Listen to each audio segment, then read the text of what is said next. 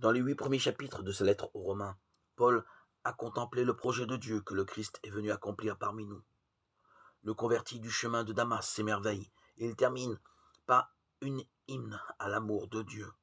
Et rien ne pourra nous séparer de l'amour de Dieu qui est dans le Christ Jésus notre Seigneur. Romains 8, 39. Mais pour lui, le juif qui ne renie rien de ses origines, il reste une question qui fâche. Que deviennent dans ce projet de Dieu les juifs qui ne reconnaissent pas en Jésus le Messie envoyé par Dieu?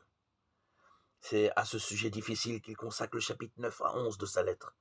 Il dit sa douleur. Comment se fait-il que les descendants d'Abraham n'aient pas su reconnaître celui qu'ils attendaient de tout leur cœur, qu'ils soient en quelque sorte passés à côté de la vérité? Pierre parlera d'une erreur judiciaire. Frère, je sais bien que vous avez agi dans l'ignorance. Vous et vos chefs, acte 3, verset 17. À leur décharge, il faut reconnaître que Jésus de Nazareth ne ressemblait guère à l'idée qu'il s'était faite du Sauveur promis.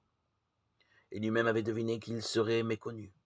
Heureux celui pour qui je ne suis pas une occasion de chute, avait-il dit aux envoyés de Jean-Baptiste, Matthieu 11, verset 6.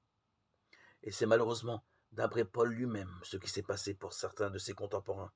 Ils ont buté sur la pierre d'achoppement, dont il est dit dans l'Écriture, « Voici que je pose en Sion une pierre d'achoppement, un roc qui fait trébucher. » Romains 9, 32-33.